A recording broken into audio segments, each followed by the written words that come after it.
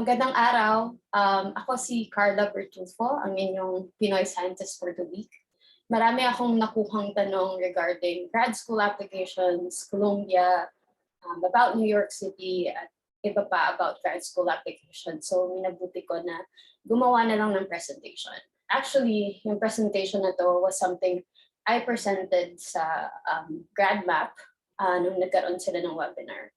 If hindi nyo alam yung GradMap, it's a network of grad students or postdocs or professionals who are mentoring Filipinos who aspire to apply for grad school. Meron silang mentorship program and they have it every year, every application cycle. So go check them out sa Facebook, sa Instagram, meron din silang website. Naging mentor ako this year and it has been really a fulfilling experience helping someone go through with the grad school applications. Something I wish na nagkaroon ako when I was, applying for grad school back then. But I'm giving it back and sharing this presentation with you all at sana makatulong siya. Bago lahat, this is me. I'm a PhD candidate in biological sciences at Columbia University. You can follow me on Twitter. You can also see me at LinkedIn, at meron akong email if you have specific questions as well. So I've shared this already sa Pinoy Scientists, but as you can see, my journey and my academic journey wasn't really that straight of a path. I think what I wanted to show here are the dips that I went through going through my scientist journey and kung paano I ended up having admission offer to Columbia University. Hindi siya naging madali. There's a lot of, rejections and a lot of questions to myself kung ano talaga yung gusto ko, and also questions on my capabilities because of these rejections. But I think what I want to say here, and I also share this with Pinoy Scientists, is that a lot of your journey or the rejections that you get, or even, your current status doesn't really define your skills and capabilities. It will be highly affected by your social privileges, the resources that you have, your social class. So make sure na you won't be too hard on yourself when it comes to that. Kasi maraming aspect kung bakit nahihirapan ka sa ganitong aspect ng buhay. But then if you got something, if you achieve something, you need to take it talaga na para sa'yo yun kasi you deserve it. Despite of all these challenges, you have made it through. So this has been my journey, and if people have questions kung paano umabot sa ganyan or how did I go through the applications, feel free to follow me on Twitter as well, and I'll try to answer your questions whenever I have time. Cool. So I'll talk briefly about my grad school application experience. So in 2014, I had a master's under a USAID scholarship. I took Master of Biotechnology. And after that degree, I thought that I want to continue with my PhD. So I applied for several cycles for 2016, 2017, and 2018. So I applied for the previous years then. As you can see here, I had a lot of rejections. Usually I applied for 12 schools, and I ended up getting admission offers, interview, or being waitlisted. Actually, this waitlist here is Columbia University. But I got all these, and although I had admission offers before, I'll share later how I had considerations kung bakit hindi ako tumuloy for a specific program or dun sa lugar na yun, specific program. But long story short, I tried thrice, and I ended up having 7 out of the 11 schools that applied to 7 admission offers. So these pointed here in black are actually the the locations of the grad school programs, as well as like the universities where I applied for grad school. And the red dots are where I got admission offers. So these are basically 7 out of the 11 admission offers that I got. And these are the following schools. So one rule when you actually apply for grad school is you have the top schools that you wanted to be in.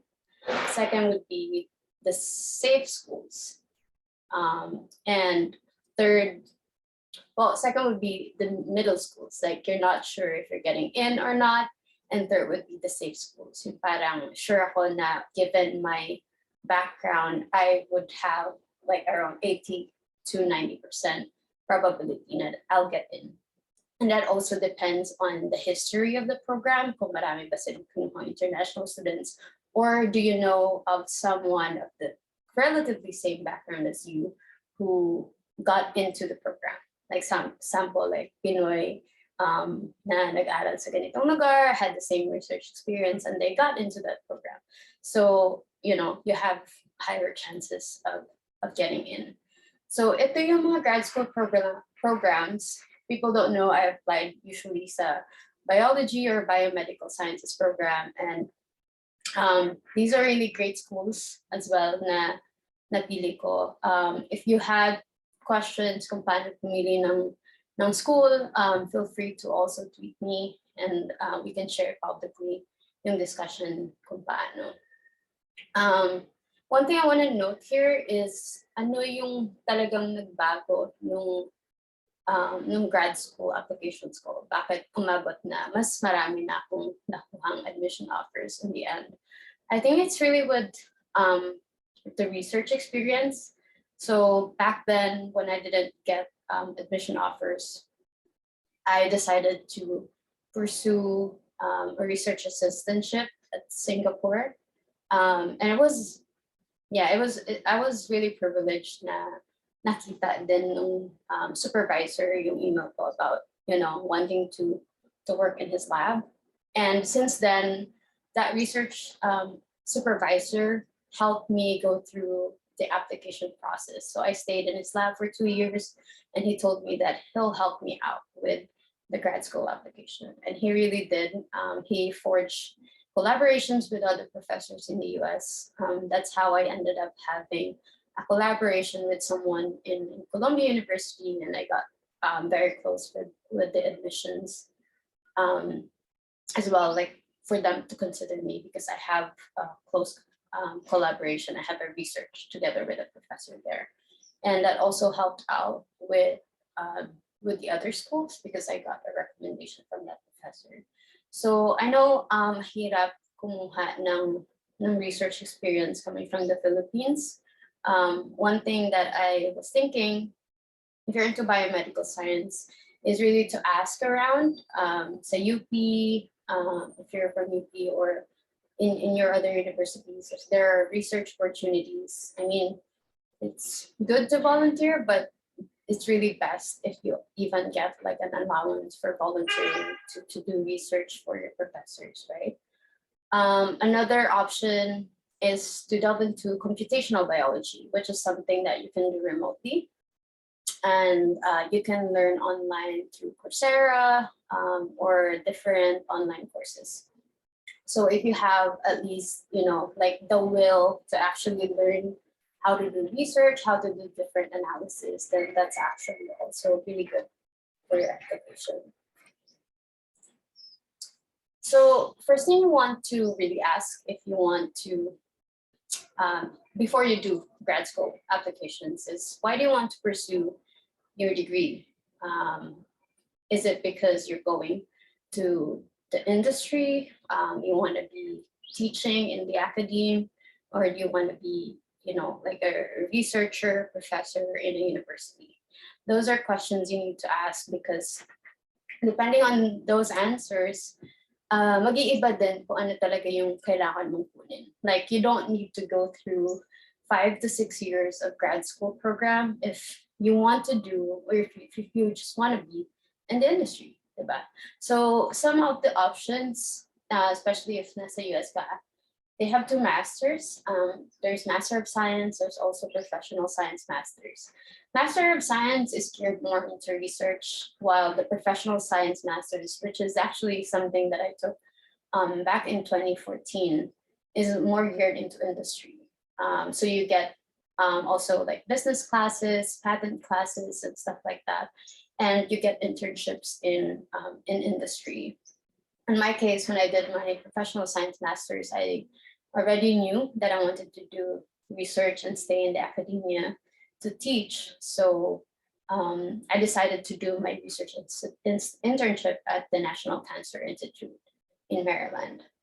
So yeah, depende on if you're going to the industry, you can also just take the Professional Science Masters. However, if you want to be in the industry, but also, be involved with the science there or be in higher positions, you could also take a PhD that would last for 5 to 6 years. And you could also take MDPhD if you want to be a clinician researcher, clinician scientist. And that would approximately take 7 to 8 years or more. And this is, so there was a question in the chat, what are my thoughts about getting an MD PhD? It really depends on you and what you really want. But for my PI, for example, my supervisor head, he's an MD PhD, but he decided to just do his PhD to be just a full-time scientist and not to be a clinician. So depending on your goal, if you want to be just a researcher, or if you want to both see patient and also do science on the side, you can do MD PhD, but that's takes a lot of balancing on your end as well. So this is the most common question. Kung fully funded ba yung mga programs? Well, MS, for the masters, usually the funding is less common, especially the Professional Science Masters. But for the Master of Science, there are opportunities where universities actually offer them, but they don't say it out loud, and they don't also write it in their website. You need to ask them, you need to email them if there are opportunities for you to be offered a scholarship to get into the master's program. For doctorate, at least in the biomedical sciences program and in other fields that I know, it's mostly fully funded. So it offers full funding that comes in the form of graduate researcher, you performing as a graduate researcher, or you also being a teaching assistant. So for my end, I'm currently a graduate researcher, but also there were 2 semesters when I did both. So I was a teaching assistant and also a graduate researcher. So that's how they actually compensate for your full funding to university. For MD PhD, the PhD part is fully funded through a fellowship, but I'm sure there are other opportunities for scholarships in the MD. In the case of international students, it's just really hard to get into kasi may mga quota sila. I think in both MD, PhD, and PhD, they have number of international students that, specific number of international students that they take.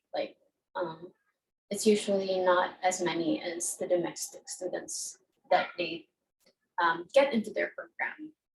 And that's also another challenge that international applicants usually get through. In terms of application requirements, first, you only need a bachelor's degree to apply for a PhD program. So this is like a common misconception sa iba na kailangan mong mag-masters. But at least here in the US, you only need a bachelor's degree. I think in Europe, you would need to have a master's, but here in the US, you only need a bachelor's degree to apply. Going through the application process, I'm sure those who are interested already know this, but you only need to go through the online application form, and that will list all the requirements that you need. for your application to be complete. So you have an online application. You just need to fill out necessary information about your education, the GRE or TOEFL score if they require that, some thoughts about research experience. They ask you to upload your statement of purpose and provide recommendation letters from your professors. And you end up paying for application fee for your application to be considered. So usually it could be really expensive, especially for people coming from the Philippines, because the exchange of money is really big. So what I did before in my application was to email them if I could get a waiver. Usually they only provide the waiver to minority people, like Black people or people of color here in the US. But if you can make your case as an international student or international applicant who doesn't have enough money to fund for all these application fees, especially if marami yung ina-applyan mo, then you can just email them and you're not gonna lose anything. So just email them. In my experience, I had like 3 to 4 schools who actually offered me application waivers, and it really took off like around $400 out of my application expenses. Okay, I think some schools don't take GRE scores anymore, but I know for TOEFL, this is to talk about your proficiency in English. Some schools take a documentation from your schools that the medium of instruction used was English. So that is sufficient enough for you to get the TOEFL requirement waived. So just ask about that in your school, or ask the program, email them directly, like the program managers, kung ano yung mga kailangan. And then transcripts, usually you just take your transcript. Ang problema lang, minsan kailangan mong ipa-convert yung transcript mo, kasi yung sa Pilipinas, usually some schools have 1, 2, 3, 4, 5, but sa US, we have the A+ system, like A, B, C, D. So that would also take a lot of money. So just make sure to ask the program if that could also be waived. And if you could just use the free tools online, if possible. And then for the third ones, I'd like to talk a lot about this more deeply, because these are the requirements where I suggest that you really highlight your research experience. So sa curriculum vitae nyo, ilagay nyo yung lahat ng mga research experience nyo. Some people really talk a lot about outreach, teaching experience. Those are also really good, but it's really important that you put a lot of emphasis on your research experience. Talk about how you got the results, what were the results that came out from your experiments, and some techniques that you used to solve them. And then for the statement of purpose, the same. You need to highlight your research experience. Use all these opportunities to actually tell them you're capable to do research. Some people really talk about their personal struggles. That's good, but that shouldn't take the bulk of your statement of purpose. You should always talk about your research experience and how you ended up wanting to go to grad school. Like, I had this research experience, and these are what I realized. I had these results before, and it really got me excited and want to do this kind of research. So I want to apply to your grad school program because I feel like it fits into what I was looking for. And you could also list the name of professors that you want to work with. If you need help with this, I could actually provide my statement of purpose to individuals who want it. Just email me or tweet me. And I know GradMap also has a lot of resources about how to write the statement of purpose. Because usually you're limited with the number of characters, right? So what you want to do is really highlight the research that you have done and your capability to do research. Next would be recommendation letters. For recommendation letters, it's really important that you have your professors who knows your capability. If possible, you need to ask people who are basically who you had experience doing research with, who would attest that you can succeed in grad school and you have the ability to do research. If not, if you don't know a lot, then you have the ability to actually learn during your grad school program. So some people actually ask their lecture professors to provide recommendation letters. That's also good. But if you have professors who you have done research with, that would be the best option. Yes, so highlight your research experience in all of these. And if you have questions in the graduate program, or if you could, if you want to ask if you think you could be waived in terms of like the application fee or other expenses in the grad school application, ask. And that's why it's important also to do the application early on so they could respond to you in time before the submission deadline. So this is the application process timeline. I won't talk much about this, but now it's October, it's almost November. So by this time, you should have taken your required test if that was necessary in your grad school application, request your transcripts, polish your statement of purpose, send recommenders supplemental materials. It's really good if you could also provide them your statement of purpose and CV, so they would be able to comment on it and they would also be able to personalize their recommendation letters for your application. November, you have someone in the field or friends read over your SOP or CV. Mag-remind ka dun sa mga recommenders mo na mag-provide ng letters, verify that the materials were received by the program. And by December, usually December 1 yung deadline ng application sa biomedical sciences program. You just need to complete and submit all grad school applications by December. So dapat, you know, around this time or like early November, medyo polished na yung application materials mo. And someone asked this about the interview process. Usually late December or early January, they will send you an email inviting you for interviews in their programs.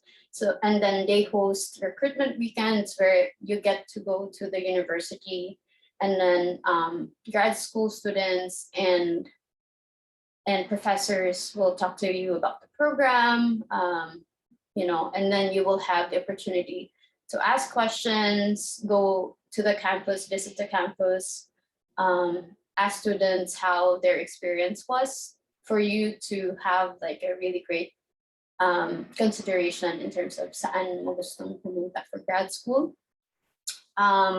If you're invited for interviews, that's already like a good sign because they have already filtered you out among several applicants and you're being highly considered for the program, which means when you get into the interview program, you should think of yourself as an applicant that is highly capable and someone who they want to be in your program. So in the interview, the only thing that you need to do is to really practice presenting your research, because most of the time that is what they will ask. And in the interview weekend, it's also important that you talk to grad students, be proactive in asking questions, even to professors, or ask them about their research too. Most of the time, they really want to talk about their research. So that's already a good talking point when you want to have a great conversation. It's nice to actually read papers of professors if you have time, or even abstracts or their websites, just to tell them how your research interest actually fits into their research projects as well, or what they're pushing to in their lab. And then February, usually, that's also recruitment weekend, but some people or some universities already send out admissions decisions during that time. So these are some things that you would want to consider, like after you get the admission offers, some things that you want to consider to which programs you want to apply to. And someone really asked me as well back at Columbia yung pinili ko, and there were a lot of considerations, but these were the four main ones. So first was the program. You want to be in a program that's really good and has a track record of people who went into other fields like industry, went also to academia and has a good track record and good experience. Another one reason why I chose the program was because I was eyeing to work in a certain lab, which is related to the previous work I had in Singapore. And I ended up rotating in that lab and joining that lab at the end of my first year. So that was the intention, also another intention of choosing Columbia as a graduate program. I think all of these three are actually very much related, but the cost is also very important. You need to consider if the stipend that they provide you and the full tuition and miscellaneous that they offer are actually enough for you to survive and to live a quality life in the US, right? So in my case, in Colombia, the main,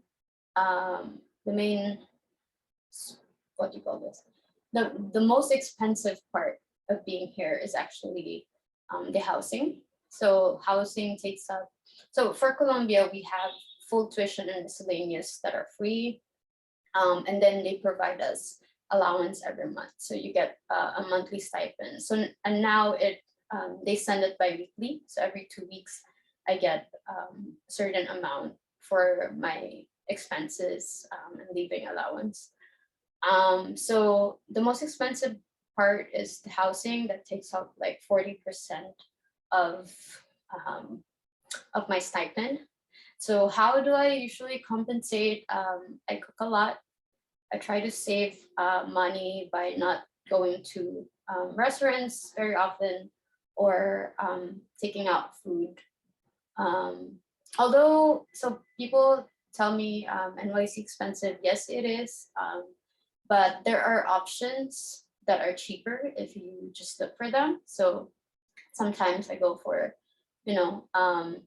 like for grad school, they also offer free food for grad students if there are seminars. So those are also things that I usually go to.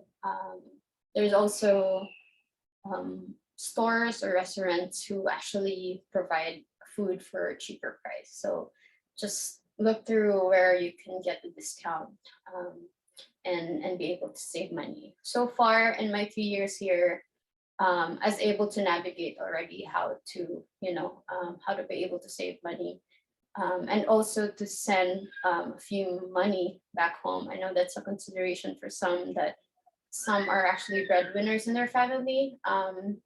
So if you're able to manage or budget your money, I think if you're here in NYC, you would still be able to at least send like around $200 or 10,000 pesos monthly to your family. That is actually feasible even in my case.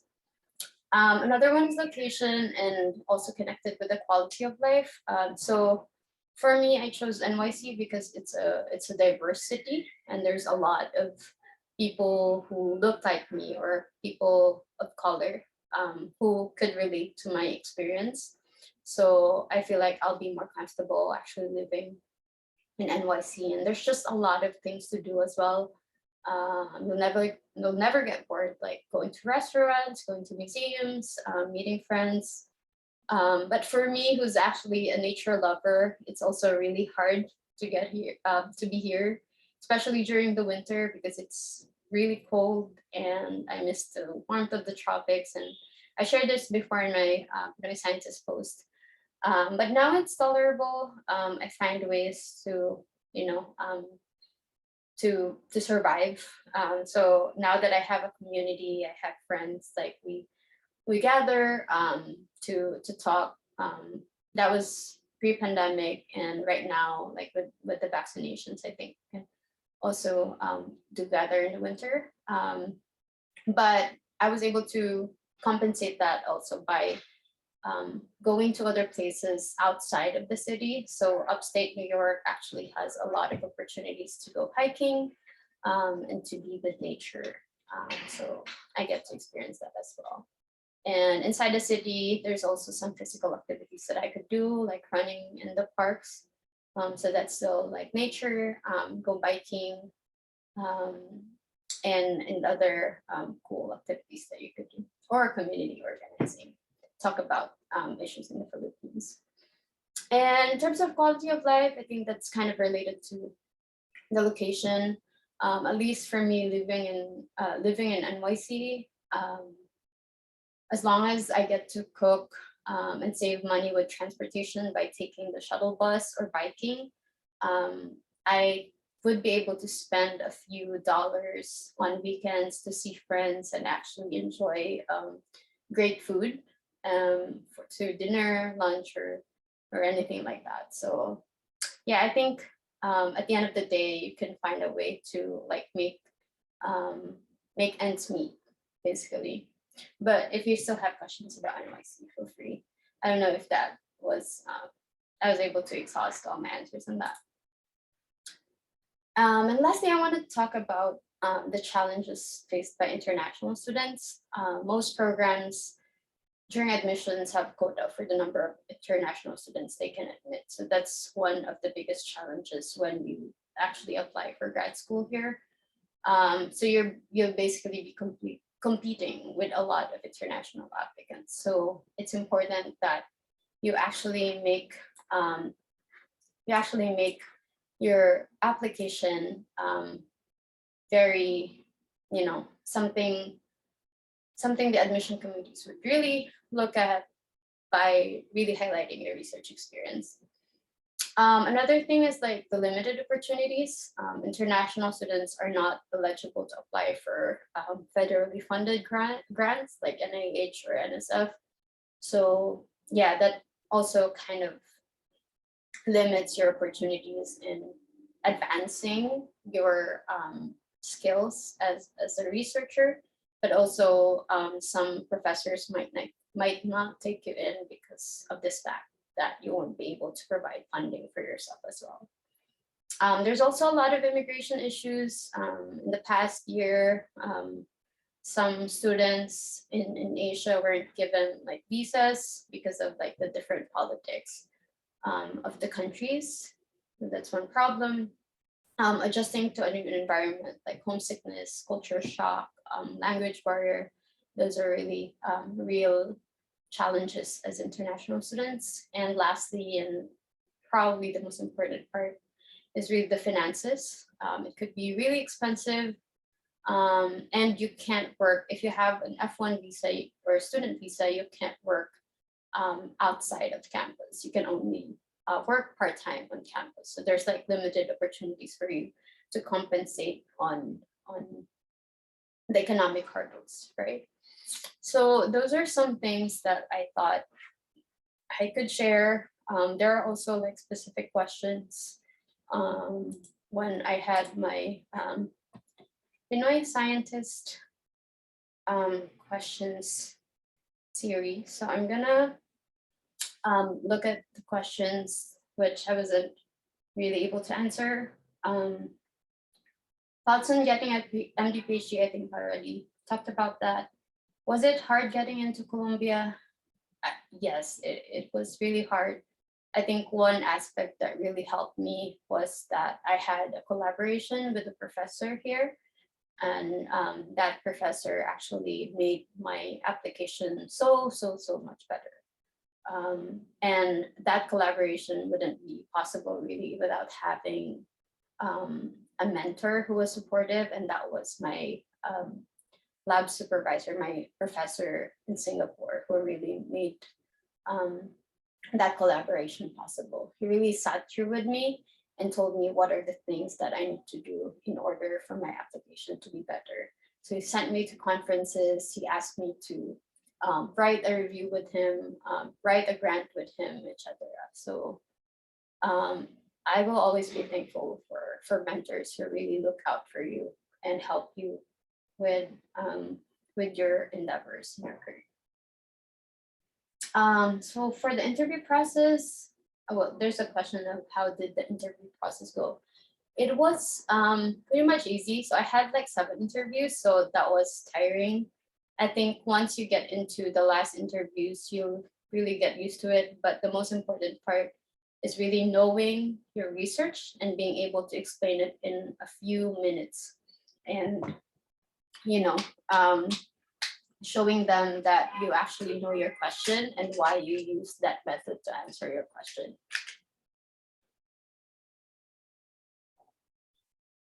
Well, okay. Sorry. There's also a question that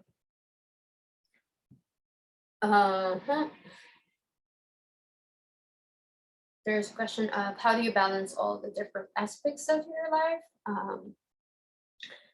I honestly don't know, but I think one thing is really just making sure that you lay out all your responsibilities on the table and being able to say no if you can. So just making sure that you also know your limits and being able to, and if you're able to do that, then when you say yes, you're actually authentically saying yes and you're really committed into doing that instead of just saying no to everything. So yeah. Has it always been your dream to be a scientist? Not until after college.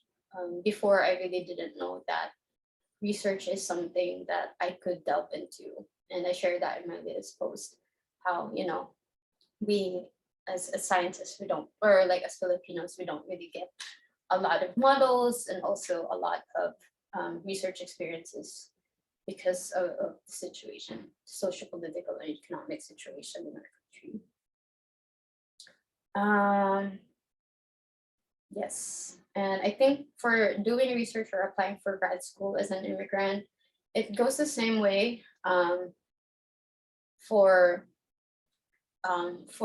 like it's the same process as what I've shared a while ago. I don't know if this is immigrant like US citizen or permanent resident, but if that's the case, I think that would actually be favorable for your end because you'd be able to apply for funding through federally funded grants.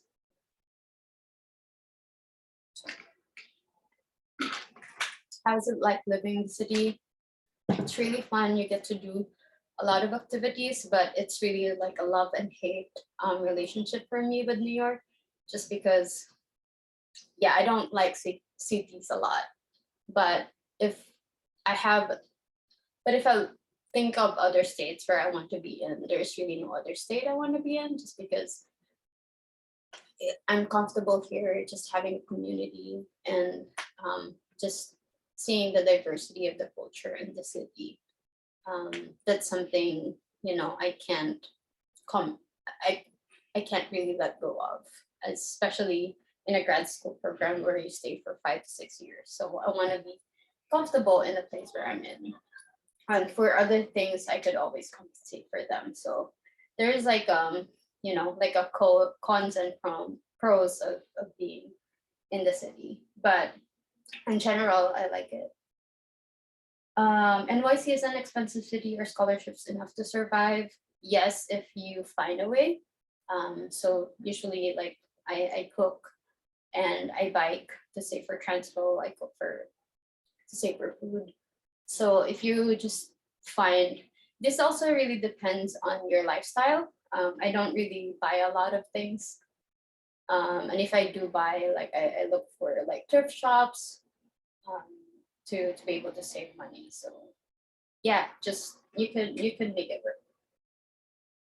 Did Colombia provide you with housing? No, but they provide you subsidized housing, which means that it's not as expensive as apartments you get in other places outside of campus. Like with the quality of the apartment and like the space that you get, it's not as expensive as the others, but it's still really expensive actually compared with other boroughs like Queens or Brooklyn. So if you're also looking into that, like you could also find other opportunities outside of Manhattan or outside of campus.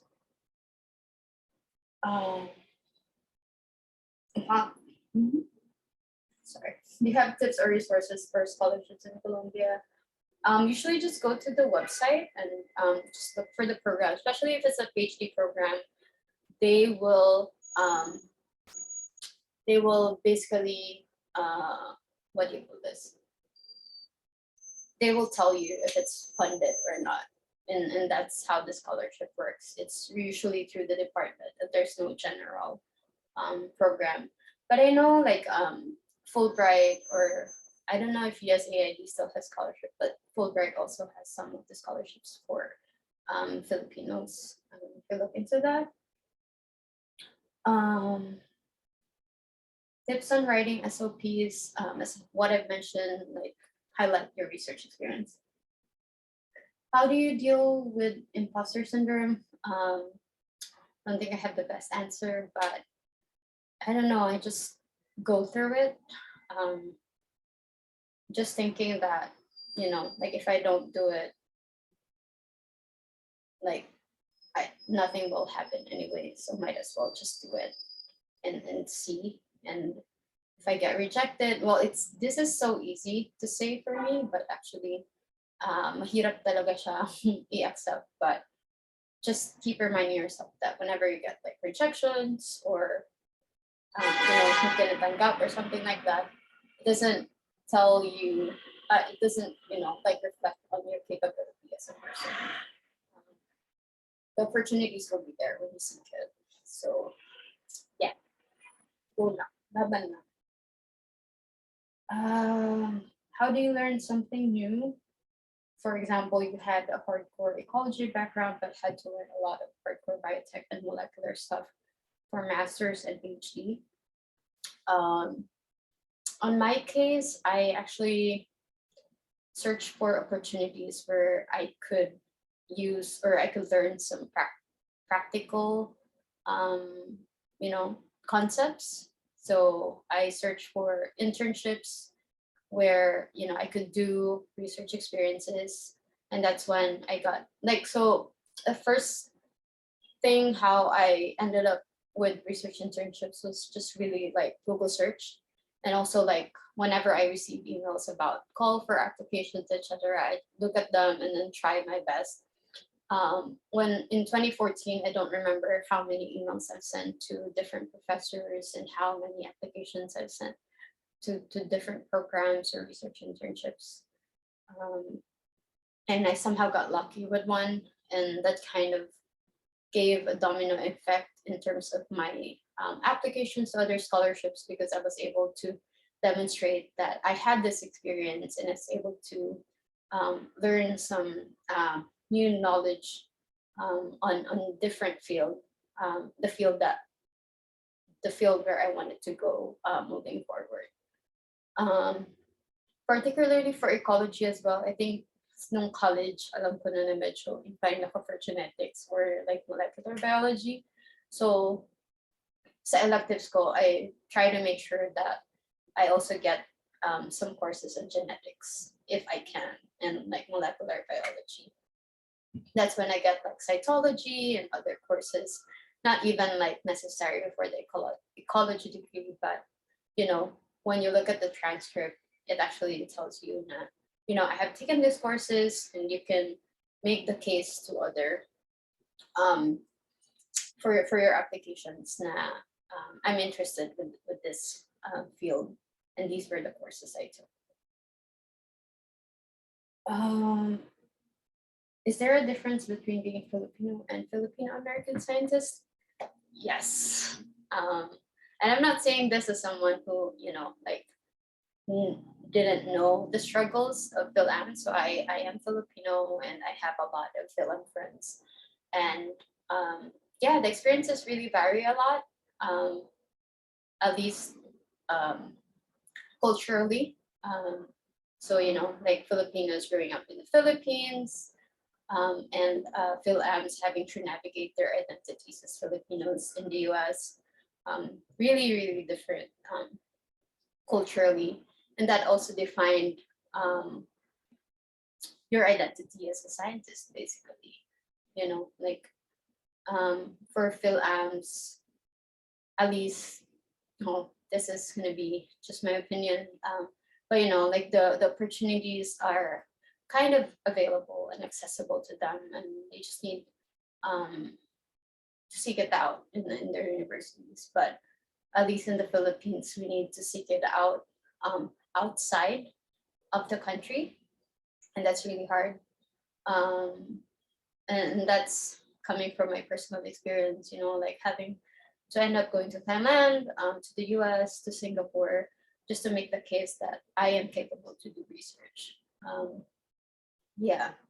Although I would say minorities and Philams also here have their difficulties getting into, the different programs in the US. So yeah, different, but there are still same values basically. One thing I guess, being Filipino and Philam here, when we're here in the United States, is really the consideration of us as part of the Asian umbrella and really not being considered as a minority in science. And that really, like hinders a lot of opportunities for you to be represented as well in the science in the US. So that's one thing. Okay, and to end this, ang tagal na, sorry. And to end this, here's some questions. Hair care tips. Oh, thank you. A lot of people commented about my hair, but I use this. But my hair is naturally curly, but I actually use a enhancing curler that helps with it to be more curled, actually. What is the most recent book or article you've read? I recently read these two books. These are all from Philam writers. One talks about being a Filipino immigrant, and one talks about being Philam and being queer. Yes. And favorite movie, I don't think I have. Nothing really comes to mind. And last, and I really appreciate this message, was, you are the coolest person featured here. I wish to work with you someday or perhaps be mentored by you. Yes, thank you. Yes, please connect with me through Twitter. And I hope I will try to make time to really connect with everyone, be able to share my journey. I would like to continue this, this sharing and being able to help and guide aspiring scientists as well. Thank you. Maraming salamat. I guess I will end here. Grad school life doesn't really mean like just stay in your laboratory. It's important that you actually go outside, get to know your communities, what are the problems, and that's the best way you could actually best serve your science, by knowing and being, being involved with different societal issues. And that's it. Daghang salamat, and you can follow me on Twitter, or LinkedIn, or email me. Thank you. It was very fun being a Pinoy Scientist.